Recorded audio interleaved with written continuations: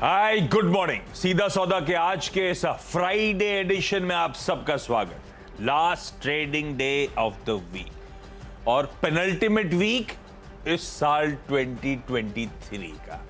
अब बस एक हफ्ता बचा है, उसी में एक्सपायरी मंथली आनी है और उसके बाद 2023 का समापन। और बुरा नहीं रहा ये 2023 हमारे लिए।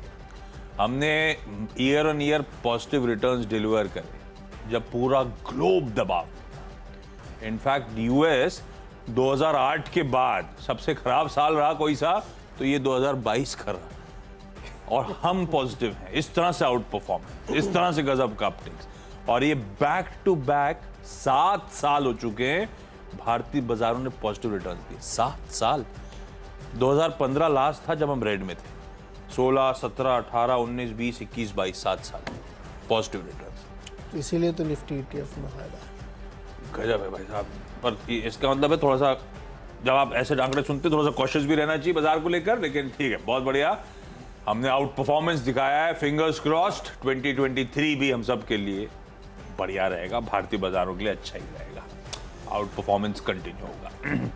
खैर मार्केट पे अगले शो में बातचीत होगी और ब्रॉडर मार्केट्स पे आज के बाजार पे यहाँ पे चर्चा होगी क्योंकि पिच तो आज की यहाँ टेस्ट होगी असली। SGX निफ्टी आएगा स्क्रीन्स पर थोड़े दबाव के साथ। आज फ्राइडे के दिन हम ट्रेडिंग सेशन की शुरुआत करें। कल थोड़े से वीक बंद हुए थे एक्सपायरी के दिन, आज उसके ऊपर आधे % की और कमजोरी 18,100 पे वापस पहुंचता हुआ SGX नजर आ रहा है। दरअसल यूएस में कल दबाव आया अच्छा खासा 1 से 2% का। यूएस के फ्यूचर्स आज सुबह कमजोर थे। एशिया वीक है। यूएस में दबाव था क्योंकि उनकी GDP बहुत अच्छी ग्रो कर गई, एक्सपेक्टेशन से बेहतर आंकड़े आ रहे हैं। एशिया में एक तो उससे थोड़ी सी नर्वसनेस आ गई कि फेड के एक्शंस का तड़का, वो थोड़ी सी हॉकिशनेस का एक्सपेक्टेशन माउंट होने लगी। दूसरी तरफ जब आप आज सुबह खुलने वाले हैं तो बैंक ऑफ जापान के कोर CPI के नंबर्स तगड़े हैं। इन्फ्लेशन इंचअप हो रहा है, 3.7% पे इन्फ्लेशन के आंकड़े हैं, तो सब थोड़ा सा मूड बिगाड़ रहा है। तो इसीलिए थोड़ा सा प्रॉफिट टेकिंग। लेकिन हमारे यहाँ बहुत ज़्यादा दबाव नहीं है। एशिया तो कई सारे मार्केट बहुत अच्छे मीनिंगफुल नॉक्स झेल रहे हैं, हम फिर भी रेजिलियंट अभी भी नजर आएंगे आपको। खैर कैमरा जूम करिए जरा पिच पे। आपने आइडिया दिया था कौन सी पिच लेनी है या फिर डायरेक्टर साहब अपने डिसाइड करें? ये तो सख्त वाली लग रही है, हरी वाली नहीं है क्या? एकदम इन्होंने शानदार पिच बना दी। चलो बॉलर्स के लिए शानदार पिच है। बॉलर्स ये तो सख्त लग रही है, बल्लेबाजी वाली बनाई इन्होंने। मुझे लगता है कि वो वाली दिखाई जो उबड़ खाबड़ बहुत हल चला हुआ है, वो वाली पिच है आज। तो हल वाली आपने इतनी बेइज्जती करी, इन लोगों ने रात भर काम करके उसको चकाचक कर दिया है। एकदम बताओ मस्त पिच बना दी। पर आज थोड़ी हरी वाली रखनी चाहिए थी। देखो हाँ। चलो ये वाली पिच भी हम लोगों ने जैसे परसों कहा था, ये वाली में हो सकता है अंदर की तरफ नमी हो। अब भयंकर नमी है। हो सकता है गेंद टप्पा खाने में तो उठे ही नहीं। पर अगर गेंद टप्पा खा के नहीं उठी और एकदम से शुरू होके गई, आउट विकेट पे लगी तो आउट थोड़ा ना होगा मैं। फिर वो डेड बॉल हो गई ना, 2 टप्पे के ऊपर तो डेड बॉल हो जाती है ना। तो 2 टप्पे कहाँ है इसमें? तो फिर सुर्री हो गई ना फिर बॉल पड़ने के बाद। बॉल पे हमारा कमांड थोड़ी है। हमने फेंका, 1 टप्पा खाई, उसके बाद सुर्रा हो गई। बॉलर की गलती नहीं होला। सुर्रा में आउट होना पक्का है, उसमें कुछ नहीं हो सकता क्योंकि बॉल चली जाएगी। तो ये वाली पिच जो है ना, इसके नीचे बहुत नमी है। कल जो है Chicago board of option exchange में CBOE क्या हो गया उसमें? हर एक कॉल के सामने 2 पुट लेके खड़े थे लोग। इस कदर नेगेटिविटी थी वहाँ पे कल। इसीलिए कल देखिए दिन के दौरान वहाँ पे खूब गिरावट हुई। एक तो ये जैसे यूएस का आंकड़ा है ना GDP वाला, एकदम बम हो गए लोग कि क्या ज़बरदस्त इकॉनमी है। बताइए, मतलब डेवलप्ड इकॉनमी जब अच्छा दौर चलता है तब इस तरह की ग्रोथ आती है, 3% की, 3.25% की। मतलब ये तो ना हर तरफ बिल्कुल हरियाली हरियाली, उस तरह की GDP के नंबर है।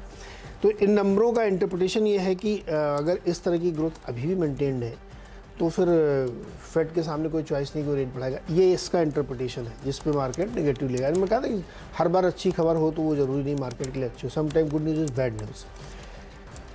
दूसरा यहाँ पे रीज़न ये है कि अभी भी लोग वहाँ के इस बात पे भरोसा नहीं कर पा रहे हैं कि 2023 की ट्रेजेक्ट्री कैसे बने, क्योंकि 2022 में मैसिवली गलत पड़े सारे ब्रोकरेज हाउस। सबको जो है बहुत ज़्यादा क्या कहें उसको, डांट तो नहीं कर सकते, बहुत ज़्यादा अपने इन्वेस्टर्स की तरफ से गालियाँ सुननी पड़ रही हैं क्योंकि उनके सारे अनुमान एकदम गलत हो गए। तो उनको इस बार ऐसा समझ में नहीं आ रहा कि 2023 के लिए क्या व्यू बना के चलें, इस समय क्या व्यू बनाए। इसलिए आप देखिए कल खूब टेक्नोलॉजी शेयर्स में, बाकी शेयर्स में पिटाई हुई। जीडीपी के नंबर के अंदर भी अगर आप जाके देखेंगे ना, तो वो नंबर भी हम लोग 8 बजे बताऊंगा मैं कि उसमें क्या क्या इतना अच्छा है कि वो आगे बुरा हो सकता है। तो एक बड़ा फैक्टर ये था। दूसरा फैक्टर ये है कि सुबह सुबह जापान ने भी मूड बना दिया। उन्होंने कहा कि उनका इन्फ्लेशन जो है 1991 के बाद हाईएस्ट लेवल पे चल रहा है और वो थोड़ी सख्ती बरतने के मूड में आ चुके हैं ऑलरेडी, और चाइना का मामला चल गया। तो ये सब फैक्टर्स मिला के ये इशारा करें कि मार्केट की जो क्लोजिंग है ना वो कमज़ोर है। कल हमने देखिए 500-600 पॉइंट ऊपर था डाउ, फिर भी हमको लग रहा था कि नेगेटिव रहेगा मार्केट, और एग्जैक्टली वैसा हुआ। आज भी देखिए 800 पॉइंट से रिकवरी होकर के 350 पॉइंट पे डाउ खड़ा है, लेकिन उसमें लॉन्ग जाना या मान के चलना कि मार्केट रिकवर कर जाएगा बहुत ही डाउटफुल है। हाँ, भारतीय बाज़ारों की कहानी थोड़ी सी अलग है। तो आप अगर आप बहुत ही स्किल ट्रेडर हैं तो ही आप ध्यान रखिए, अदरवाइज आज भी झटका लग सकता मुझे लगता है। झटके लगने की पूरी तैयारी। पर स्टॉक कैसे चुने? कैसे चुने हैं स्टॉक? नहीं, मैंने तो सिर्फ खबरें, और जो अच्छे लग रहे हैं उनको ग्रीन ही में। एक बड़ी समस्या है, खबरों वाले सारे आप छाप लेते हो। नहीं, खबरों वाले सारे ढूंढने पड़ते हैं। सब ढूंढ लिया इतनी अथर परिश्रम के बाद वो कुछ हीरे ढूंढ के लाता हूँ, लेकिन वो आजकल चल नहीं रहे। दिक्कत ये तो मैंने सोचा कि अथक परिश्रम करने की जरूरत नहीं है। जो अथक परिश्रम एक आदमी ने कर लिया है तो हमारे लिए कुछ बचा नहीं, तो हमने अमेरिका की मदद ली है। तो इनके ग्लोबल क्यूज वाले हो गए, मैं डोमेस्टिक ट्रिगर्स वाले। अब नॉट नेसेसरली डोमेस्टिक ट्रिगर्स वाले इन ग्रीन रहे, पर ये आपको स्क्रीन पे ऐड करने हैं। पहला कौन सा? कल ऑलरेडी चला हुआ स्टॉक है, ध्यान रखिएगा, अजंता फार्मा। फिर भी ग्रीन लेके चल रहा हूं। कल चलने के पीछे रीजन समझिए, क्या मूव आया कल स्टॉक में। कल उस दिन जब इसके दो promoters Ayush Agarwal trust, Ravi Agarwal trust huge chunks बेच रहे थे, 38.5 लाख एक ने बेचे, 16.5 लाख शेयर्स एक ने बेचे, इस तरह की सेलिंग आई। वो हमें रिपोर्ट करा था सीएनबीसी आवाज ने। फिर क्यों इस तरह से चल गए? ब्यूटिफुली कंज्यूम हुआ, लोगों ने मतलब हाथों हाथ लिया। उस लार्ज ट्रेड में वो प्लेयर्स जो सामने आए नाम, कौन जो FIDI के आंकड़े कल पॉजिटिव हुए हैं, लार्जली अजंता फार्मा के ट्रांजैक्शन के चलते।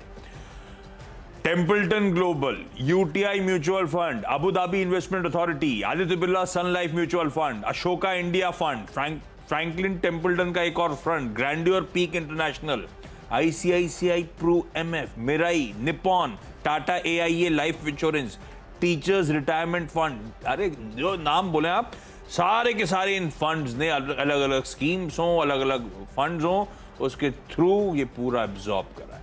शायद इसीलिए कल वो जैसी भड़क लगी हो स्ट्रीट में, या जिस तरह से डिमांड आई थी, उसके बाद ये स्टॉक दरअसल अच्छे मूव्स दिखा रहा था। कैश में 5% के आसपास के अपटिक थे। रखिए रडार पे, नॉट नेसेसरली आज चले, लेकिन इस तरह अब एक इशू ये हो जाता है।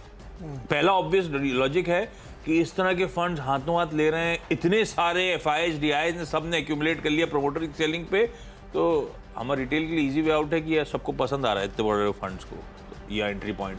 पर इसका दूसरा एक काउंटर ये है कि इसमें बहुत ज्यादा एपेटाइट जो है फंड्स की, इंस्टीट्यूशनल इन्वेस्टर्स की सेटिस्फाई हो गई, खुले बाजार से खरीदने क्यों आएंगे? तो सपोर्ट कहाँ है, फिर से नए बाइंग का कहाँ से आएगा? ये दोनों फैक्ट्स हैं। पर लार्जली लॉन्ग टर्म के लिहाज से अट्रैक्टिव हो चुका होगा, इसीलिए कई सारे लोग घुस रहे हैं। लेकिन मैं इसीलिए आज ग्रीन रख रहा हूं क्योंकि ये स्टॉक बहुत पिटा था लास्ट ट्रेड से पहले। जब फार्मा चल रहा था, ये अपने ऑफ हाइज लगातार प्रेशर के साथ ट्रेड हो रहा था। कल घुमा है, शायद फर्दर अपटिक्स आ सकते हैं, इसीलिए इन ग्रीन रख रहा हूं। ये हो गया पहला स्टॉक। ऐसे ही एक और लार्ज ट्रेड हुआ था कल, लार्ज ट्रेड हुए थे कल। सूला विनियार्ड्स की कल लिस्टिंग हुई, खराब। एक्सपेक्टेड था कि फ्लैट लिस्ट होगा। उसके बाद हुआ क्या, 7-8% ये स्टॉक गिरता हुआ नजर आया। पर उस गिरावट में कुछ FIIs चेक इन कर गए। जो कल FII की बाइंग का नंबर आया ना, ये सब रीजंस हैं। 1000 करोड़ रुपए की FIIs की बाइंग नेट आई थी। गोल्डमैन सैक्स ने कल ऑलमोस्ट 7 लाख शेयर्स खुले बाजार से स्टॉक के खरीद लिए। ऐसे ही जुपिटर इंडिया फंड ने 6.25 लाख शेयर्स खुले बाजार से स्टॉक के खरीदे। जब गिर रहा था, हम रिटेल नर्वसनेस में शायद माल छोड़ रहे थे, कईयों ने, दिग्गजों ने एक्यूमुलेट कर लिया। अब ये पहले लिस्टिंग के डे के बाद डे 2 है, हो सकता है आज भी सेलिंग के प्रेशर कंटिन्यू हो, पर इस स्टॉक को फिर अडाप्ट रखेंगे जब यहाँ पे बड़े मार्की FIIs चेक इन करने की तैयारी कर रहे हैं। ये 2 स्टॉक हो गए लार्ज ट्रेड के लिहाज से। फार्मा आजकल स्वीट स्पॉट में, लेकिन फार्मा में एक स्टॉक है जो थोड़ी दिक्कत में रहता है, थका हुआ है, बायोकॉन। बायोकॉन लेकिन एक दो दिन से कुछ हरकत में आया है। कल का रेटिंग सेशन भी आपकी स्क्रीन पर आना चाहिए। थोड़े से लो लेवल से रिकवरी, लेकिन कल एक अच्छी खबर आई बायोकॉन के लिए कि European directorate for quality medicine in health care EDQM की तरफ से इनको गुड मैन्युफैक्चरिंग प्रैक्टिस, यानी जिसे हम GMP सर्टिफिकेट कहते हैं, वो इनकी बेंगलुरु की इकाई के लिए। इनकी बेंगलुरु की इकाई कौन सी है? API मैन्युफैक्चरिंग फैसिलिटी जो इनकी है, उसके लिए GMP सर्टिफिकेशन इनको मिला है, जिसका इंस्पेक्शन मेरे ख्याल से मिड ऑफ सितंबर हुआ था। बायोकॉन के लिए अच्छी खबर है। फार्मा थोड़ा स्वीट स्पॉट में, होपिंग थोड़े से ट्रैक्शन ये भी डिलीवर करके दिखाया बायोकॉन को रखी। बायोकॉन मेरे ख्याल से रडार पे बहुत था कोविड टाइम्स में भी, इसकी कोई कुछ था जो बात बायोसिमिलर वाला, और इनमें वैल्यू लॉक, इनकी एक बायोसिमिलर वाली यूनिट आ गया लिस्ट। बहुत लोग अप्रोच कर रहे थे बायोकॉन को यहाँ वहाँ कि वो दवाएं दिला दो इस तरह से इनका। खैर वो अलग, वो डरावने सीन नहीं, अभी तो सिर्फ GMP सर्टिफिकेशन के चलते इन ग्रीन लेके चल रहा हूँ। तो क्या 2 फार्मा 1 लिकर, ओके, दवा दारू। हाँ, ऐसा सोचा नहीं था, लेकिन दवा दारू से हो गई वीकेंड की शुरुआत। टाइमिंग मैच कर, सिर्फ एक ही तक रहे तो अच्छा है, दूसरे तक ना होते रहे। तो नहीं, दवा दारू वाली कंपनियां बहुत चल रही हैं, देखिए। नहीं, दारू वाली नहीं चल रही। हाँ, दारू वाली क्यों नहीं चल रही? पता नहीं चल रही, चल ही नहीं रही, बल्कि रोज पिटती हैं। इसीलिए जरा सूला को भी ध्यान रखिएगा, Day 2 है, ऊपर से दारू वाले चल नहीं रहे। आज हम लोग यूट्यूब चैनल वाला जब करेंगे ना, आज उस पर बात करते हैं। उस पर एक बहुत इंटरेस्टिंग मैं एक थ्योरी बनाया मैंने, दारू पे थ्योरी बनाई? दारू पे मतलब बनाते कल मैंने रियलाइज किया या कुछ अलग से फंडामेंटल कॉल है? फंडामेंटल नहीं, स्ट्रेटेजिक कॉल है। अच्छा, मतलब वो स्ट्रेटजी, मतलब शेयर खरीदने की नहीं, मैं ऐसे बताऊंगा, आपको मजा आएगा आपको सुन के तो कि कैसे 12 बजे जब हमारा सोशल मीडिया लाइव होगा यूट्यूब, ऐसा भी। Twitter अभी जब वगैरह मैंने पे। देखा ना 16 वाली, तो ऐसे बैठे बैठे मैंने सोचा कि वो स्ट्रेटजी अप्लाई होनी चाहिए। 12 बजे आज उस पे 12 बजे से बात, यूट्यूब यहाँ पे नहीं, लेकिन सोशल मीडिया पे। हम लोग भूल जाए तो सवाल पूछ लेना हाँ, डन कि डन। बताओ क्यों नहीं अरे बता मैं हूँ ना, मैं नहीं बोलूंगा, कैसे भूल सकता हूँ, फ्राइडे है। हाँ। तो हमने कहा खबरें बची नहीं थी, तो हमने फिर US की तरफ देखा। ग्लोबल मार्केट में क्या चल रहा है? टाटा मोटर्स का ADR कितना गिरा हुआ है? 5%। कल भी गिरा था, कल भी हमने टीम में रखा था, उसको नेगेटिव बंद हुआ था। तो ADR और उस दूसरा वाला भी, दोनों रखिए, DVR और टाटा मोटर्स में, दोनों रेड में रहेंगे, कमज़ोरी है। उसके अलावा फिर हमने 2 बैंक भी रख लिए हैं, एक्सिस और ICICI, ये 4 हमने रखे। देखिए, इसको समझने की कोशिश करिए। US में जो हो रहा है उसका असर आपके ऊपर भी आ रहा है। आपके मार्केट में बड़े बैंक चल नहीं रहे हैं, ऑटोज चल नहीं रहे हैं, क्योंकि अब वो प्रेशर देखने को मिल रहा है। वैल्यूएशन वाइज कंफर्ट जोन में है, इसमें कोई शक नहीं है, लेकिन उसके बावजूद लोग अभी बाई करने से बच रहे हैं और ये देखना चाहते हैं कि ये मामला सेटल कहाँ पे होता है। सेटल मतलब कहाँ पे जाके स्टेबल होता है, सब चीज़ें डिस्काउंट हो जाएगी। अभी भी US में बहुत सारी खबरें डिस्काउंट नहीं US मार्केट की, जबकि वो इतना कमज़ोर मार्केट हो चुका है इस वक्त। मुझे लगता है कि इस वजह से इन तमाम बड़े दिग्गजों में दबाव देखने को मिलेगा, क्योंकि इनके जो इंडिकेशंस दिख रहे हैं ADR GDR वाले, वो सब काफ़ी कमज़ोर हैं। एक्सिस बैंक का भी देखिए 2% नीचे है, HDFC बैंक वो भी 2% नीचे है, इन्फोसिस नीचे, ICICI बैंक नीचे है। तो इसलिए हमने सोचा कि यहाँ पे दबाव रखना चाहिए। तो 4 हमारे ही हो गए भाई, 2 ऑटो, मतलब 2 तो टाटा के ही हो गए, एक एक्सिस बैंक, ICICI बैंक। हाँ, ठीक। Global cues largely, global cues ये काफी सब खराब, प्रेशर में रहेंगे। बिल्कुल ठीक। 2 ऑर्डर बैक करने की खबरें आई, लेकिन ये हैं दोनों रेलवे स्टॉक्स, जिसकी बहुत तगड़ी रेटिंग हुई थी, तो मुनाफा वसूली का दबाव भी फिर इन पे इवेंचुअली हावी होना चाहिए। वो दिख भी रहा था कल की इवेंट सेशन में, देखिए आपकी स्क्रीन पे। तो नॉट नेसेसरली आज चलें, लेकिन खबरें अच्छी हैं, रेडार पर रखिए, ऐड करिए स्क्रीन पे। पहला है रेलटेल कॉर्पोरेशन। इस कंपनी को वेबल टेक्नोलॉजी से सिस्टम इंटीग्रेशन का ऑर्डर मिला है। दरअसल West Bengal state data centre से मिला है कोलकाता में। कुल वैल्यू है ऑलमोस्ट 98-99 करोड़ रुपीस की। तो पहला स्टॉक है रेलटेल, उस लिहाज से ऑर्डर बैक करने के चलते। ऐसे ही दूसरी रेलवे कंपनी रेल विकास निगम लिमिटेड RVNL, इसको सूरत में जो मेट्रो रेल प्रोजेक्ट आ रहा है उसमें एक डिपो कम वर्कशॉप स्टैब्लिश करने के लिए 199 करोड़ का ऑर्डर मिला गुजरात मेट्रो रेल कॉर्पोरेशन से। तो इसीलिए रेलटेल और RVNL दोनों ऑर्डर बैक करने की न्यूज पर ग्रीन लेके चल रहा हूं। और एक स्टॉक अभी मेंशन कर देता हूं, ब्रेक के बाद आऊंगा तो जो डिटेलिंग पे जाएंगे, क्योंकि उसके बाद कड़ी उसी तरह के स्टॉक्स की होंगी। आपने एक हेडलाइन सुनी होगी 7 बजे के शो में, उसके बाद हर्षदा ने काफी डिटेल में कवर करा।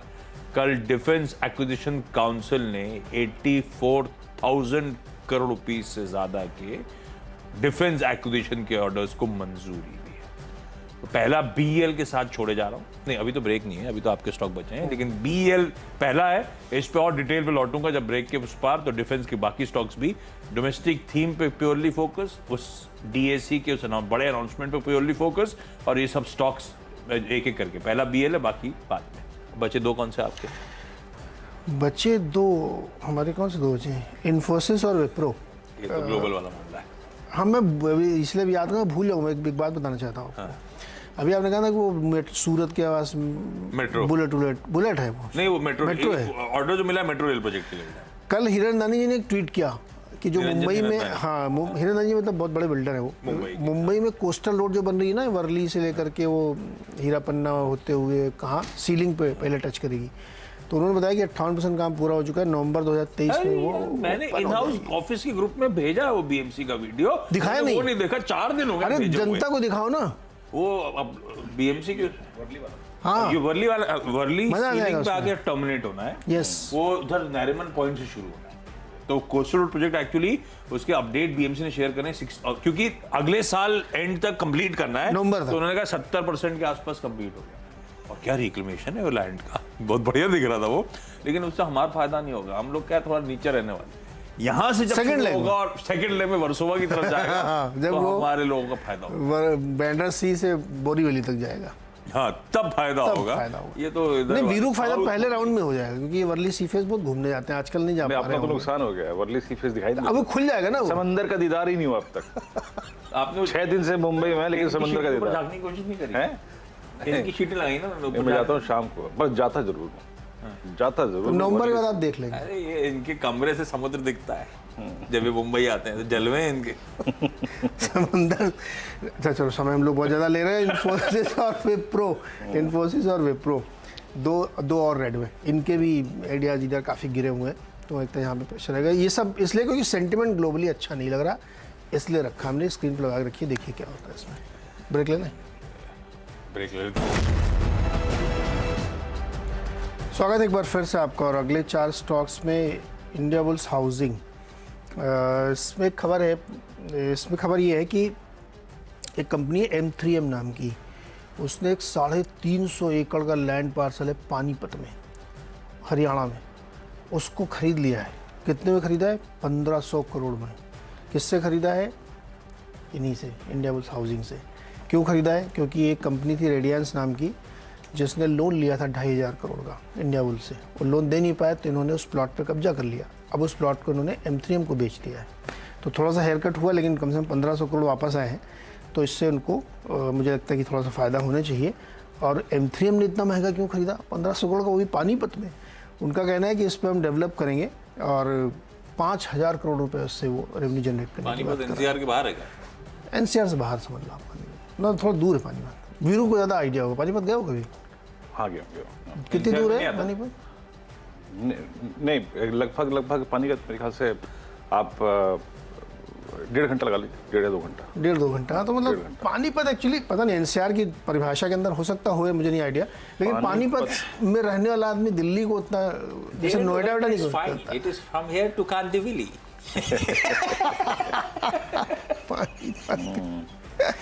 तो खैर इंडियाबुल्स हाउसिंग इसलिए। दूसरा है हिंदुस्तान जिंक, रेड में इसलिए क्योंकि एक खबर अभी छपी है आज मिंट में, पढ़ लीजिएगा आप लोग।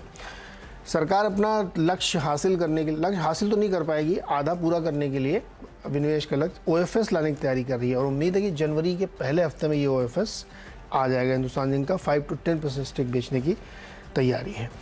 9 और 10 नंबर के स्टॉक हैं फैक्ट और मद्रास फर्टिलाइजर, दोनों फर्टिलाइजर कंपनी। जिनको क्यों लिया? क्योंकि सरकार ने कंपनियों, सभी फर्टिलाइजर कंपनियों से कहा है कि आप लोग ओपन मार्केट से गैस खरीदिए, क्योंकि वहाँ पे दाम सस्ते हैं।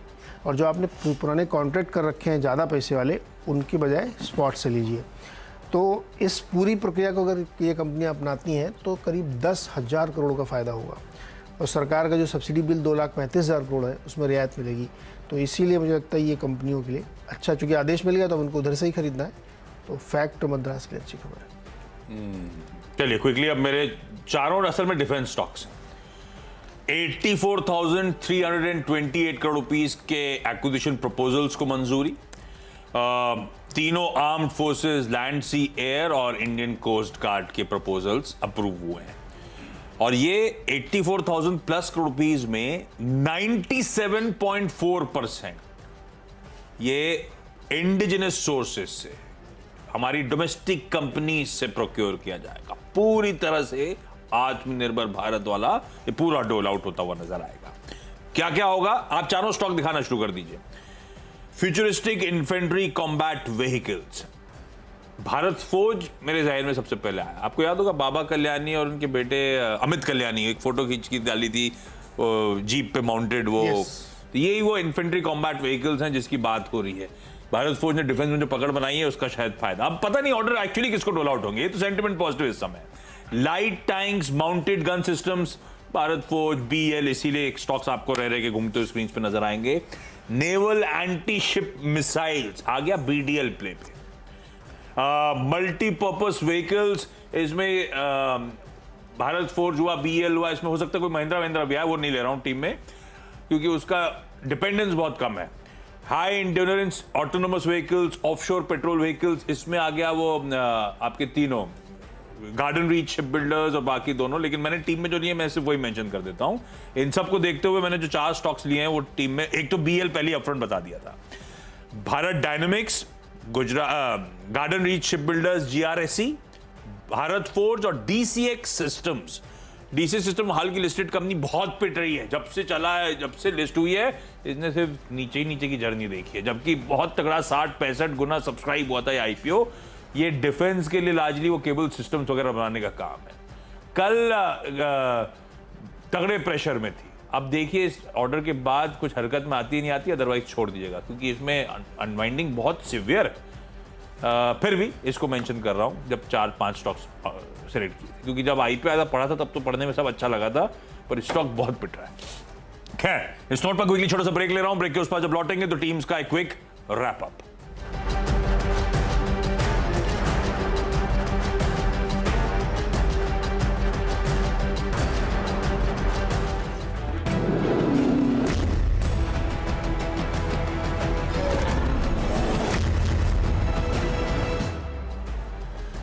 चलिए, ब्रेक के बाद आपका स्वागत है। क्विकली सीधा सौदा की 10 की टीम मेरी जो है वो आपकी स्क्रीन पर आएगी। सब ग्रीन है, ग्लोब गड़बड़ है, तो आप वॉच आउट करिएगा। अजंता फार्मा, सोला विनयार्ड्स, लार्ज ट्रेड्स, बढ़िया लोग चेक इन करते हुए। Biocon GMP certification European organisation से। रेलटेल RVNL ऑर्डर्स बैक करने के डेवलपमेंट्स। और उसके बाद जो कल डिफेंस एक्विजिशन काउंसिल ने 84,000 प्लस करोड़ रुपीस के एक्विजिशन के प्रपोजल्स को मंजूरी दी, 97-98% इंडिजिनसली। इसीलिए BL, BDL, garden reach, Bharat forge, DCX systems, ये सब ग्रीन लेके जा रहा हूं। टीम डाले ऐसा मेरे में रेड ज्यादा है भाई, हरा और लाल का रंग भी है तो इसलिए लाल हो गया। तो डे ही ऐसा है ना, हरा और लाल दोनों कलर आज प्रोमिनेंट है। सैंटा और एल्फ, व्हाइट भी है थोड़ा थोड़ा, लिखा तो व्हाइट से। व्हाइट से तो बिल्कुल हमने परफेक्ट क्रिस्मस स्प्लिट आपके लिए बनवाई। Tata Motors, DVR, axis, ICICI, Wipro, Infosys, ये सब ग्लोबल क्यूज अच्छे नहीं है और प्रेशर है, इसलिए इनको रखा है। इंडिया बुल्स हाउसिंग में एक इन्होंने अपना जो है लैंड पार्सल था वो बेचा M3M बिल्डर को 1500 करोड़ में, तो उसके लिए रखा है।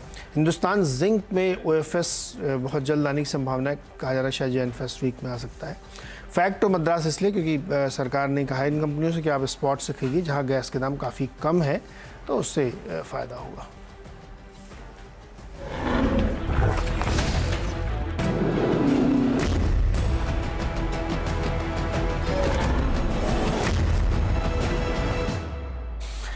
तो चलिए तैयारी करते हैं मुनाफे की, और हफ्ते का आखिरी दिन, छुट्टी की तैयारी और क्रिसमस की, और वीरू का लाल रुमाल। कविता सुना दो फिर। आज आपकी जुबान से भी पहले छुट्टी का जिक्र हुआ नीरज जी, और आपकी टीमें देखकर लाल और हरा दोनों थी उसमें, है ना।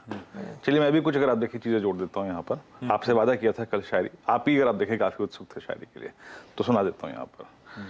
अर्ज करता हूँ, गौर फरमाइएगा।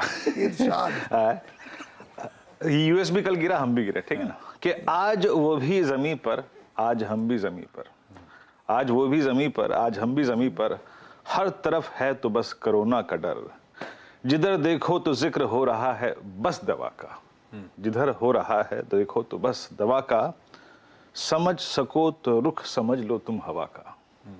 और मालूम है मुझे डर रहे हो तुम बातों से मेरी, चलो बात बदल देता हूँ, चलो तुम्हें एक तस्वीर दिखा देता हूँ, चलो तुम्हें एक तस्वीर दिखा देता हूँ। तस्वीर लेके आइएगा।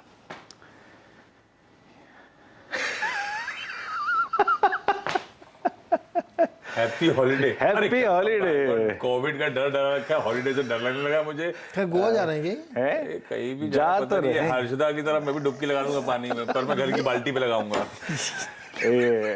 तो आप ही उत्सुक थे शायरी के लिए, ये लिखी शायरी। बिल्कुल, बहुत सही हैप्पी किया हॉलीडे, हैप्पी हॉलीडे। बॉडी अच्छी लग रही है हमारी।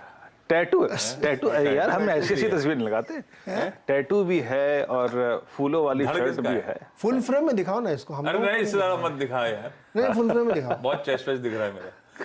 ये 6 पैक ऊपर बने हुए हैं क्या? अरे तो पूरे 14-15 है तो 14-15 पैक ऊपर से नीचे। 6 नीचे 6 ऊपर। लेकिन हैप्पी हॉलीडे आशीष, एंजॉय करिए। और आप हमारे मार्गदर्शक हैं, आप लेंगे तो हम भी लेंगे। अब हम 2023 में भाई साहब, आपके लेने के बाद मेरी बारी आई थी। अब मैं 2023 में लूंगा, मैं कहता रहूंगा। पर मेरा तो मानना है कि हर क्वार्टर का एडजस्टमेंट शुरू कर देना चाहिए। Yes. हॉलीडे कैलेंडर आप एडजस्ट कर लीजिए। 3 महीने का, हाँ ये एकदम आइडिया सही है। 3 महीने का कैलेंडर सामने है। आपने जुबा की बात हमारी छीन ली, वरना इनसे छुट्टी ये मांगो तो आप ही का ऐसे। आइडिया था जो मैं ऑन एयर प्रपोज कर रहा हूँ। लेकिन वाकई देखिए, ठीक है ग्लोबल मार्केट्स थोड़े से कमजोर हैं, लेकिन माहौल को थोड़ा सा खुशनुमा कर रहे थे। लेकिन हाँ, आपको नेक्स्ट वीक हम मिस करेंगे आशीष। नहीं, मैं भी करूंगा, इस प्लेटफॉर्म को हमेशा मिस करता हूँ। पर मैं फिर क्या मिस करता हूँ, तो आप लोग को कहीं भी बैठा हूँ तो देखता रहता हूँ। जी हाँ, चलिए शुरुआत करते हैं करें। बिल्कुल, कार्यक्रम की शुरुआत हो चुकी है, लेकिन अब जरा फोकस बाजारों पे। ये सब मार्केट्स के जो क्यूज गड़बड़ा रहे हैं, फेस्टिविटीज अपनी जगह, हमें आज के सेशन को अप्रोच करना है। थोड़ी सी क्यूज दिक्कत भरे हैं, क्यों वो दिक्कत भरे क्यूज हैं, कैसा अप्रोच रहेगा, उस पर बातचीत करेंगे। लेकिन शुरुआत कर देते हैं फ्राइडे के मुनाफे की तैयारी की इस वक्त की टॉप हेडलाइंस के साथ।